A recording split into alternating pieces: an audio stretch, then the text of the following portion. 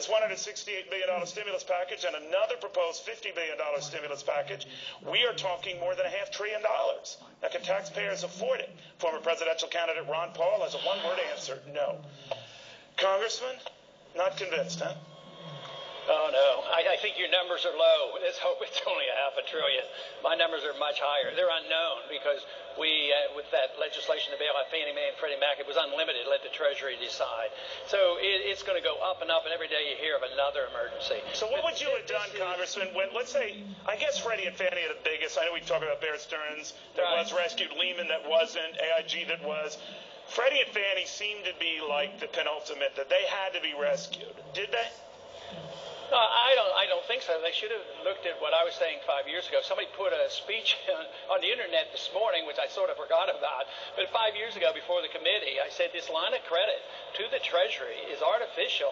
It's adding fuel to the fire. The Fed's at fault, but you add fuel to the fire with lines of credit, community investment acts, and HUD and all this affirmative action. This causes malinvestment, overbuilding, and it was a bubble forming. And my proposal back then was to remove the line of credit because a bubble was forming, was going to lead to a lot of trouble. And that's exactly where we are. But you can't solve this problem by saying it's all the Republicans or all the Democrats. Well, I agree. It has to do with monetary policy. I hear you on that. And we got this pickle, right? And now I'm worried that fears cascade upon fears and take out the good with the bad. And that appears to be happening now when big-name brokerage houses like Goldman and Morgan that are not nearly as tainted by any of this mortgage stuff get dragged down. Where do you see this going? It has a long way to go. I think what you're seeing is the unwinding of trillions of dollars of derivatives. Nobody knows about it.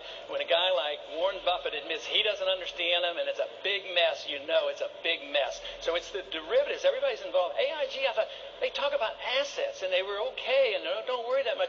Turns out that assets had to do with derivatives. And this is all a fiction. It's an expansion. It's part of the bubble that is started by the Federal Reserve, and then everybody speculates. I mean, they buy derivatives on derivatives on derivatives. It has to unwind. You can't build on a weak foundation, and that's what everybody's trying to do. And unless you recognize the problem and say it's an unsound monetary system, you're going to see the destruction of dollar. I mean, won't people get wondering about going and going to something of real value? I mean, what happened to gold today? Finally, people say, when both candidates, this system is unsound.